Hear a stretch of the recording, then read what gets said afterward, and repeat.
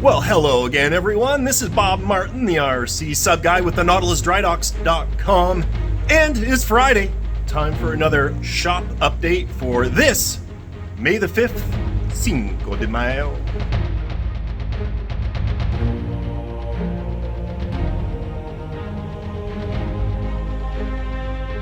So what the heck have we been up to this week? So I've been running around like crazy because Jason decided to take the next week off. I don't actually feel that bad. He is well deserving of a break. But that means I've been by myself trying to hold things down here at the shop. But we have managed to get some things done. If you remember, or if you've seen, I finished this build-up of the Artful class, formerly known as Astute class from OTW. It was originally built by Gareth Haw. I've done a video on that thing. That's out this week. Make sure you check it out. It's a pretty cool boat. Goes into all the details, and I got some footage of it at the pond. Sitting behind me over there on the desk, you can see one of our new 212 kits. This is the first RTR build that'll be going out. It needs to get tested. Would have been earlier, except when we did our wet testing in the trim tank, found a little leak coming from one of the seals, and we found an improperly manufactured seal. So that's why we do QC here at the Drydocks. But that meant tearing the stern apart and replacing the seal and doing all sorts of stuff. So we got delayed there, which was not super awesome. But hey, that is the world of RC submarines. Got a few boats I want to share with you. These are not up for sale yet. I have not released them because I have enough to do right now, but I want to put it on your radar so you can let me know if you're interested, get you on a short list. This just came out. This is an Australian's, I believe it's Newcastle surface ship. This is here on consignment. So it's not my boat. It's here on consignment. I will, however, be going completely through it top to bottom, upgrading it, refurbishing it, getting it ready to go, fully testing it, all of that stuff. So that is going to be available for sale. If that kind of thing turns your crank, it is a pretty cool boat. And I've not seen this before, but these are like functional little stabilizers on the side of the boat, which is pretty cool. I don't know how effective they're going to be, especially when that thing may be tooling around at slow speeds, but hey, they're there, and they're super cool. Some other boats in the background. Hiding behind here is a Gotland class. And that was built also by Gareth Haw out of Scotland, the same guy that did the Astute, Artful. Actually, this is the HMS Audacious, but at any rate, that boat, same dude. He's also the ones that did that Collins class that I did earlier on. So that is going to be available here coming up. Got a kind of a really cool German 209. And then hiding underneath that is an Engel Akula. So this is the little Akula kit with a single piston tank inside. That is a fun boat. Along the same lines as their 212. Just a blast to drive. They perform really, really well. We'll be going through all of those, getting them refitted and ready to go. The other one I wanted to point out was this one, and you might have seen that in my, I think the video last week, because it literally just showed up. That's a Dreadnought, HMS Superb, World War I beastie there. This is spoken for. Someone reached out and said, I need that thing. And we're working on it for him. So we've done just a few minutes of work on it so far. Swapped out the props for some beautiful brass ones. They were cheesy white metal nastiness before. Installed the new radio, configured everything right now. I've got smoke on order for the stacks, and it sounds like we're going to be RCing all the gun turrets. So that's going to be a super cool boat. Again, I'm not a surface craft guy, but hey, when a good deal comes along, make your money where you can, right? Working on a shark. Not that shark. That's a failed print that I just threw a really quick coat of paint on and stuck it on my wall because I thought it looked cool.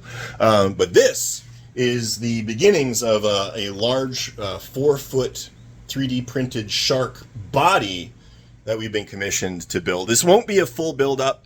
Not going to RC the whole thing. That's all going to get shipped off to the owner, and he's going to look after all of that stuff. But it will be pretty cool. The tail will all be articulated so that when it moves, it'll look really realistic. So all of my printers are busy right now knocking that out. Each section, and there's going to be like 15 of them, are taking like 10 hours. So it's a mess of print time going on there. We got this little guy going. You remember, I think I showed this to you, and that's actually how it ended up sold because I never advertised it.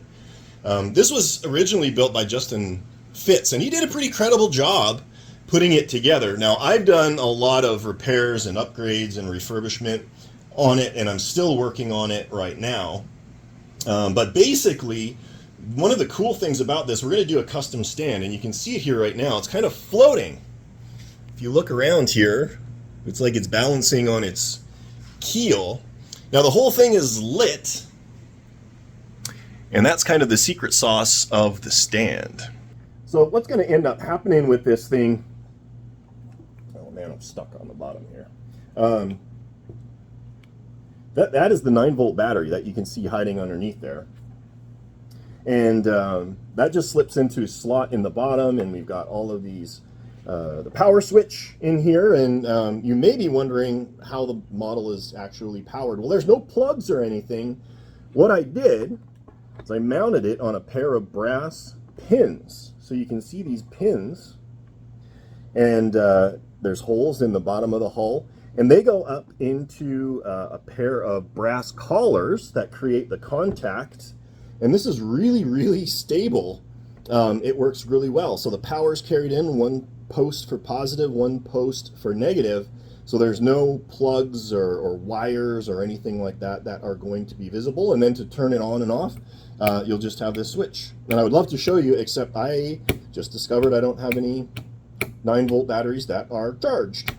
That one is dead. So, not cool, can't show it to you. The other thing that we're going to be doing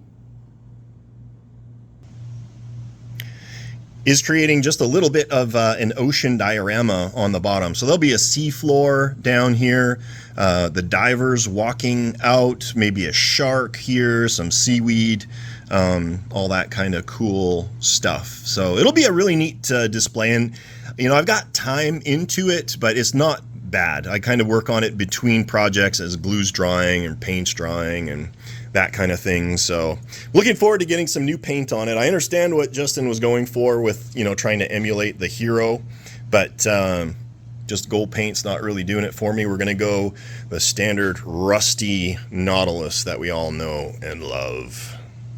Progress on the 212 kits. We are like 90% of the way through the video buildup of the cylinder. And then after that is just the mounting in the actual hull, which is super quick and easy. Hoping by the end of next week, all of that's going to be done. We'll upload the video, and then we're going to start knocking out kits. So again, thanks for your patience. If you got them on order, we're going as quick as we can. So this is what we've got going on right now. As you can see, it looks like, you know, an RC submarine.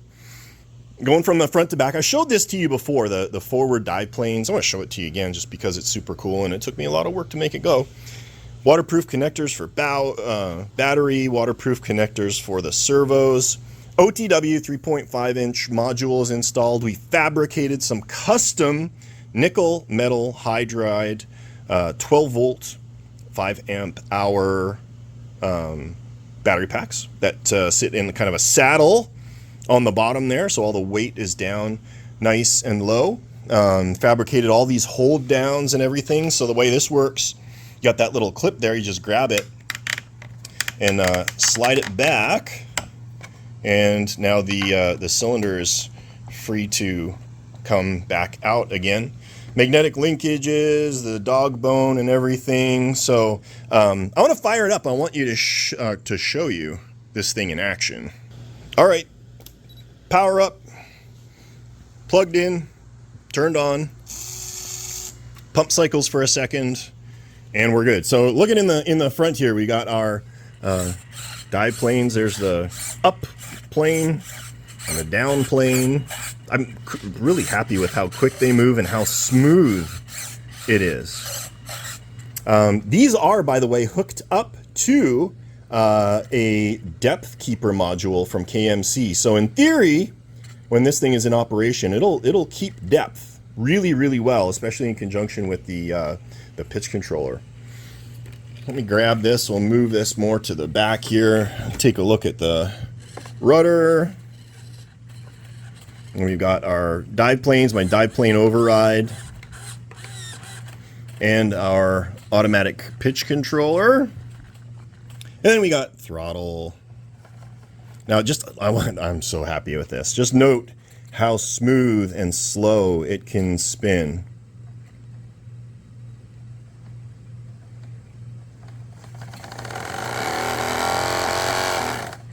So I'm super happy with that. I think this is going to actually perform quite well. The only thing I'm kind of worried about is this monstrous, huge, crazy sail that goes on like that on the boat. So typically boats with big sails like that tend to heel over really bad in high-speed turns.